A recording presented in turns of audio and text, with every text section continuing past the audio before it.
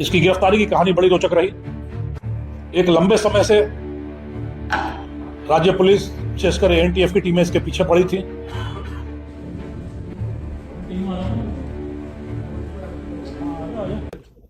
जैसा आप सबों को विदित है, पिछले काफी समय से राजस्थान एक अलग तरह का नशा, एमडी, सिंथेटिक ड्रग के नशे से लंबे समय से जूझ रहा था। पिछले 2 सालों में कई सारी फैक्ट्रियां भी पकड़ में आई जहां एमडी बनाकर बड़े पैमाने पर पूरे देश में आपूर्ति करने की बातें आ रही थी। एनटीएफ और एटीएस की संयुक्त टीमों ने मिलकर एक बड़ी कार्रवाई करते हुए, एक महत्वपूर्ण सफलता अर्जित करते हुए ऑपरेशन विषाणु बाहु, जो कि इस अभियान का छद्म और कूट नाम था, चलाकर राजस्थान में एमडी फैक्ट्रियों के एक मुख्य सूत्रधार रमेश उर्फ रामलाल उर्फ अनिल पुत्र सोहनलाल निवासी नेडीनाड़ी दोरीमन्ना बाड़मेर को गिरफ्तार करने में एक महत्वपूर्ण सफलता अर्जित की है। इस अपराधी पर करीब 3 दर्जन मुकदमे दर्ज हैं और इसकी उम्र सिर्फ महज 31 वर्ष है।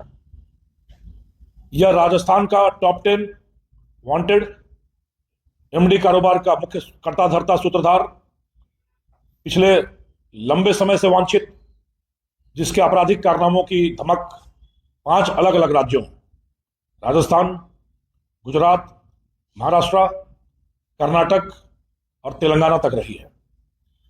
करीब करीब इन सभी राज्यों में पूर्व में यह जेल की हवा खा चुका है और अभी एक लंबे समय से फरार होकर विशेषकर पश्चिमी राजस्थान में एमडी की फैक्ट्रियों को स्थापित कराना, माल बनवाना और उसके आपूर्ति का मुख्य सूत्रधार रहा है। इसकी गिरफ्तारी की कहानी बड़ी रोचक रही।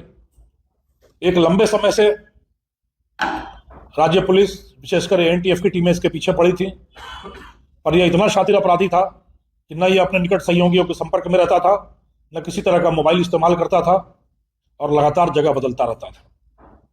पूर्व में एक बार कुंभ से आते हुए जयपुर के बरकतनगर क्षेत्र में इसकी तलाशी के लिए छापेमारी की गई थी, जहां अपने भाग्य और हमारे दुर्भाग्यवश यह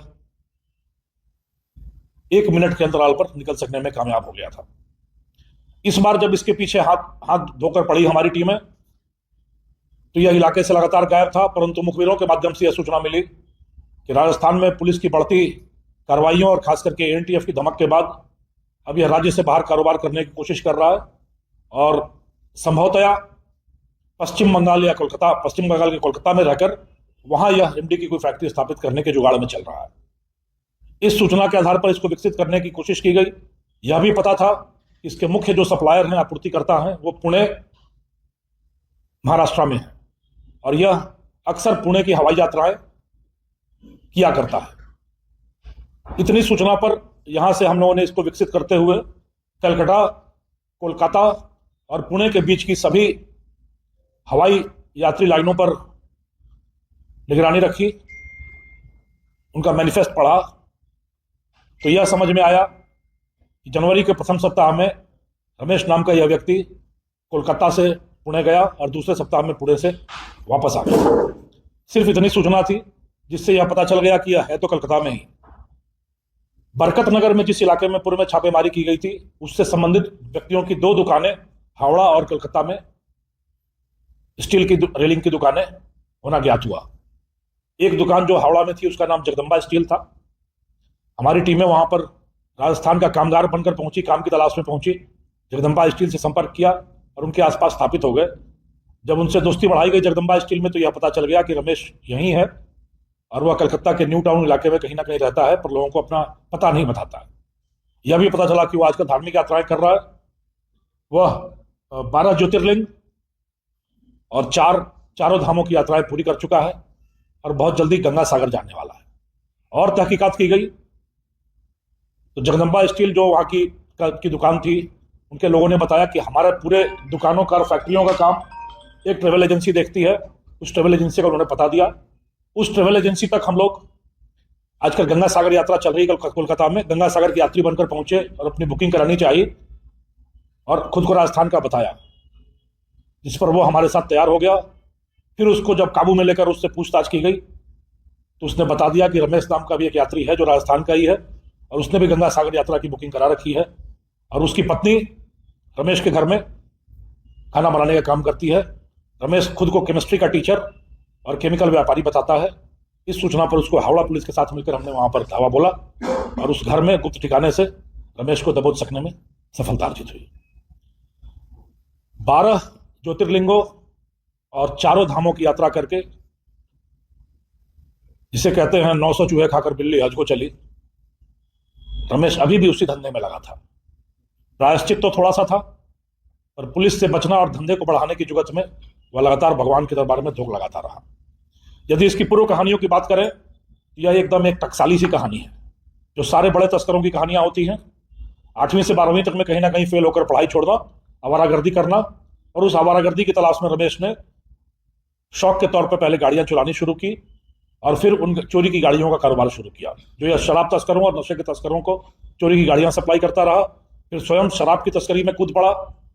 भंवरी देवी हत्याकांड का एक मुख्य सूत्रधार बिश्नाराम, जो कि एक बड़ा गैंग चलाता है जोधपुर में, उसका यह मुख्य वाहन आपूर्ति करता था। और जब शराब की तस्करी में घुमा तो इसने गुजरात, महाराष्ट्र तक अपना कारोबार बढ़ाया और वहां महाराष्ट्र की जेल में इसका संपर्क एक डॉक्टर बिरजू नाम के एमडी के बड़े कारोबारी, जो स्वयं एक डॉक्टर था, पीएचडी था, उससे हुआ। उसके माध्यम से इसने एमडी बनाने की तकनीक सीखी। उसके माध्यम से इसका केमिकल सप्लायर से संपर्क हुआ और फिर इसने बदस्तूर राजस्थान के अलग अलग भागों में अलग अलग सहयोगियों के साथ एमडी की फैक्ट्रियां लगाना और उनका आपूर्ति करना, परिवहन करने का एक बड़ा कारोबार शुरू किया, जो एक लंबे समय तक चला। और हाल के दिनों में जो लगातार फैक्ट्रियां ध्वस्त की गई हैं, उनमें से ज्यादातर में रमेश का कर्ता धर्ता के रूप में योगदान रहा है। यह इतना शातिर था कि अलग अलग जगहों पर अपना अलग अलग नाम रखा करता था। कहीं इसका नाम अनिल, कहीं रमेश, कहीं रामलाल, और इस तरह के अलग अलग नाम रखकर अलग अलग जगहों पर अपने अलग अलग सहयोगियों के साथ काम करता था। आसाम, मणिपुर के इलाके में भी इसकी कुछ गतिविधियां अभी तक सूचना के रूप में प्राप्त हुई हैं और तहकीकात यह की जा रही है, सत्यापन किया जा रहा है कि उस क्षेत्र में भी कहीं इसका कोई कारोबार रहा है या नहीं रहा है।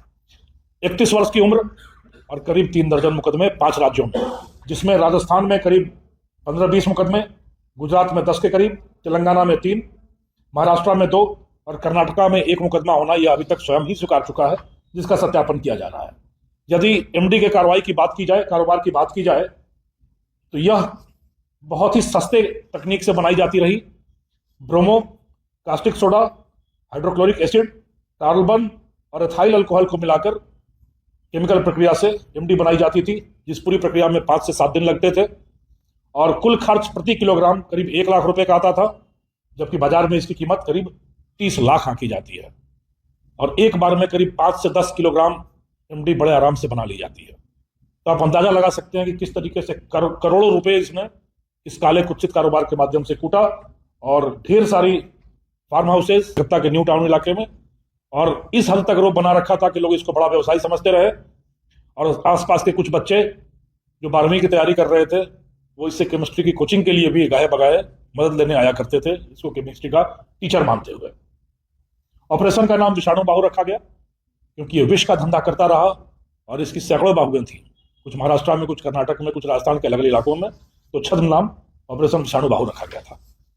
तो यह कार्रवाई मैं समझता हूं राजस्थान में एमडी के कुत्सित कारोबार पर एक कठोर कुठाराघात के रूप में सामने आएगी और इस तरह का काले कारोबार करने वालों के बारे में बहुत सारी गोपनीय सूचनाएं रमेश के माध्यम से आ रही हैं। मैं उम्मीद करता हूं कि राजस्थान के युवा को, राजस्थान की जनता को इस एमडी के घिनौने प्रभावों से मुक्त करने की दिशा में हम सभी जिस तरीके से आगे कदम बढ़ा रहे हैं, यह बहुत प्रभावी और स्थायी कदम सिद्ध होगा। धन्यवाद।